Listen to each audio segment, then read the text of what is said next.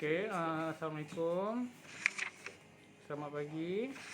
Okey, tingkatan 3 ini kita tengok bab 1, konsep asas pemikiran komputasional. Okey, sebelum tu cikgu nak kamu buat indeks bab 1, bab 2, bab 3, bab 4 dan seterusnya. Okey, indeks kena buat Indeks kita ada untuk tingkatan 3, konsep asas pemikiran komputasional, perwakilan data bab 2, algoritma bab 3 dan kod arahan bab 4. Okey,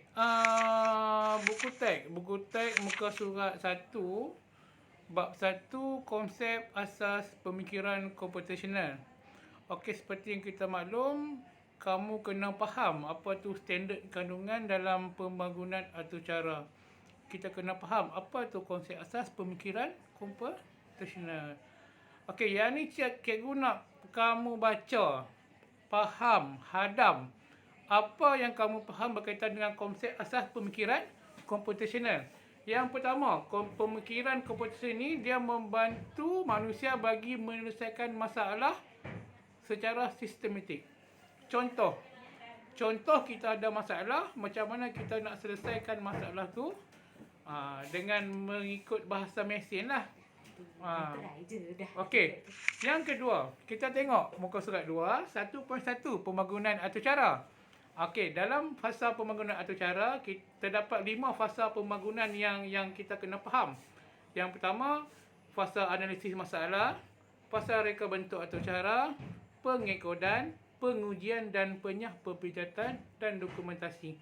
Okey, kalau kita tengok dalam 5 fasa atau cara ni, dia terdapat teknik ataupun teknik-teknik yang digunakan untuk menyelesaikan sesuatu fasa pembangunan acara. Contohnya, analisis masalah.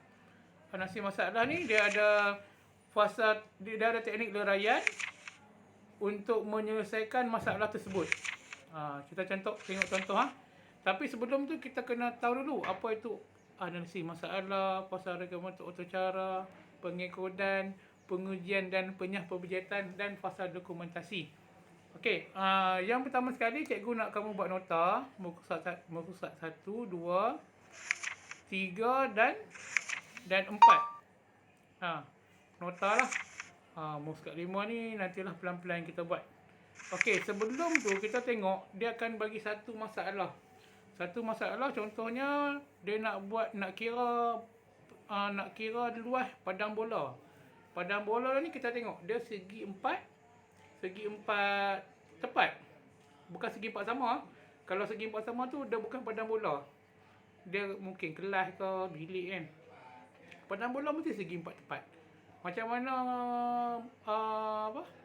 kamu punya matematik pun kan mesti segi empat tepat padang bola. Tak boleh segi empat sama. Okey, macam mana kita nak selesaikan masalah tu dalam fasa analisis masalah?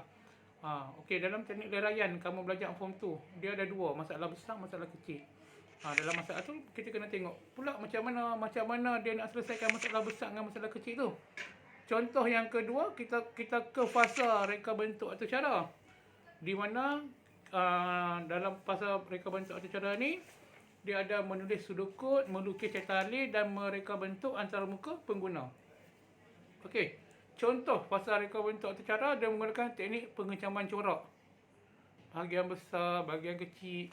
Lepas tu teknik peniskalaan dan teknik pengiklatan. Teknik pengiklatan ni kalau kita tengok dia buat algoritma, dia buat cetak alih.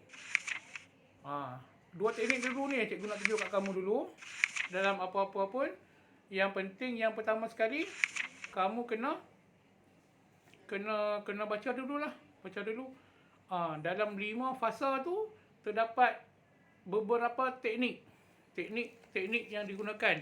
Okey, kalau kita buka buku teks muka surat 19 hingga 22, kita akan tengok dia punya contoh pelaporan. Contoh pelaporan ni dalam fasa 1 analisis masalah, dia akan tengok mana teknik leraian yang digunakan.